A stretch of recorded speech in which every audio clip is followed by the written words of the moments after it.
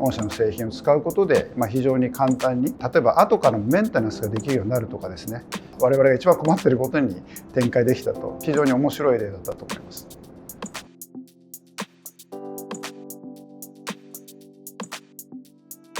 一番大きな課題といいますか、家具業界うちだけではなくて全体の問題として、我々のその作業工程ってもう何十年も変わらないことをずっと繰り返し、同じ技術を使っているんですよね。それが原因で、例えば若い人がなかなか、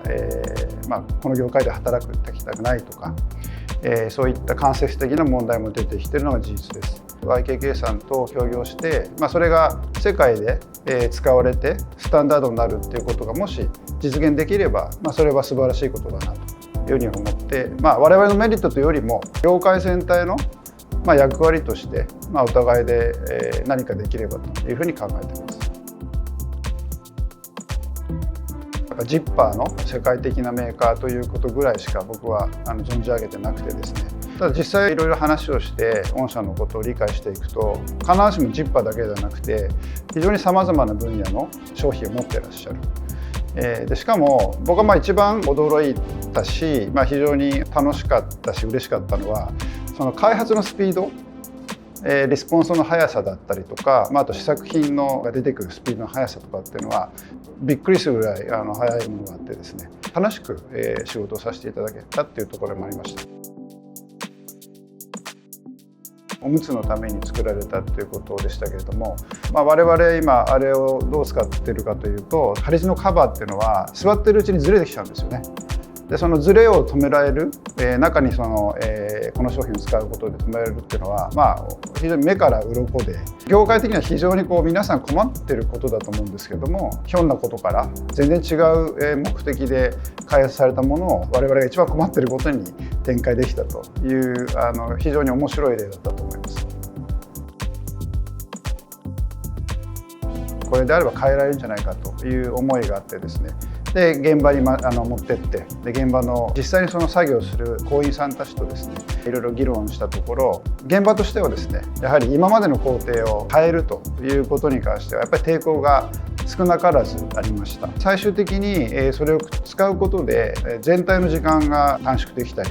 仕上がりがきれいになるっていうことを、工員のメンバーも分かった時点で、やっぱ彼らもこれは使っていくべきだということで徐々に浸透していったと。今まで非常にアナログなやり方で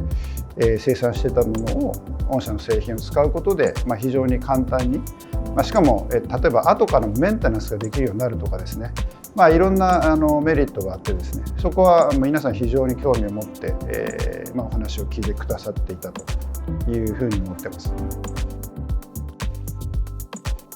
我々のアイデアで開発していただいたものといっても、それを我々だけが、囲い込んで他に出さない、これ我々のメリットで使うっていうのはあんまり意味がないと僕は思っていて、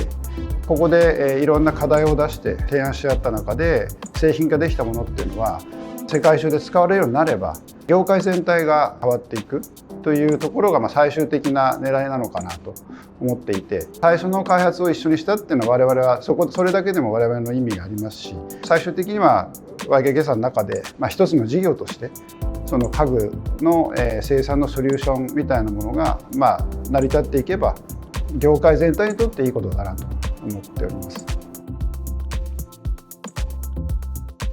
サステナビリティにおいては、まずはその素材これから開発していく商品の部材の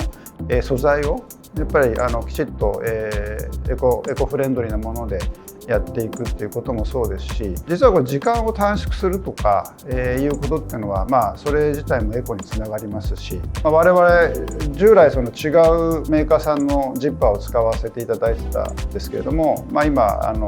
ほとんどのものを YKK さんのものに切り替えてますけれども、これは壊れない